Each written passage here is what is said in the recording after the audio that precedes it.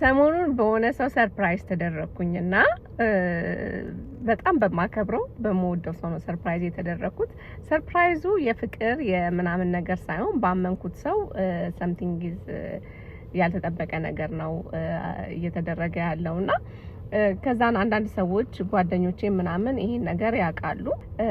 ምናሉ ወይ ጉድ እንደው ሰው ቤትሽ ስታመጪ መምረጥ ያስፈልጋል፣ ጓደኛ ስትይጂ መምረጥ ያስፈልጋል ምናምን ይላሉና እኔ በዛ ነገር አምንበት ነበር በፊት ላይ። ግን እንዴት ነው በምንድነው ምናምነው? በምንድነው ምናቀው? ሰው ማወቅ በጣም ከባድ እየሆነ ነው ያለው አሁንና እኔ የምናገረው ተጠንቀቁ፣ ስትመርጡ ተጠንቀቁ ምናምን አይደለም የኔ ሐሳብ። በቃ ተንበርከኩ ነው፣ ጸሎት አድርጉ ነው። በህይወታችሁ ውስጥ የሚመጣውን ሰው በቃ እግዚአብሔር መልካም ሰው፣ ጥሩ ሰው፣ ጓደኛም ሆነ ጎረቤትም ሆነ በማንኛውም ግንኙነት ላይ እግዚአብሔር ሆይ ብሎ መጸለይ፣ በቃ ከጸሎት ውጪ ምንም ነገር የለም።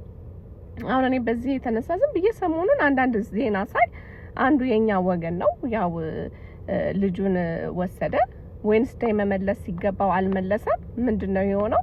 ደውሎ ለፖሊስ ሁለቱን ልጆች ገድያለሁ፣ ልጆቹን ገድያለሁ፣ የገደልኩበት ይሄውና አድራሻ ምናምን ብሎ ቦታውን ሎኬሽኑን ሰጠ ማለት ነው። ማን? አባት የገዛ ልጁን ማለት ነው።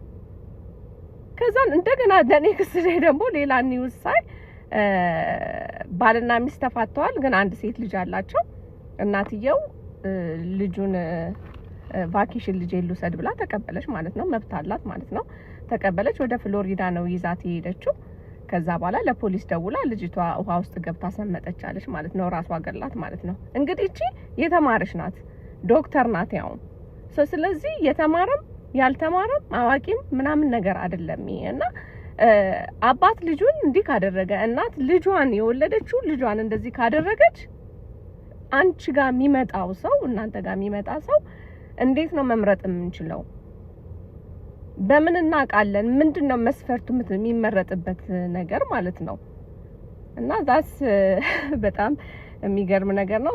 ይሄ ምርጫ ሳይሆን በቃ እግዚአብሔርን አምላኬ ወይ በቃ ወደ ቤት የሚመጣውን ሰው በኔ ላይፍ ውስጥ የሚገርም ጎረቤትም ሆነ ጓደኛም ሆነ ምንም ነገር መጸለይ ነው በቃ የሚሻለውና እግዚአብሔር ልቦና ይስጠን።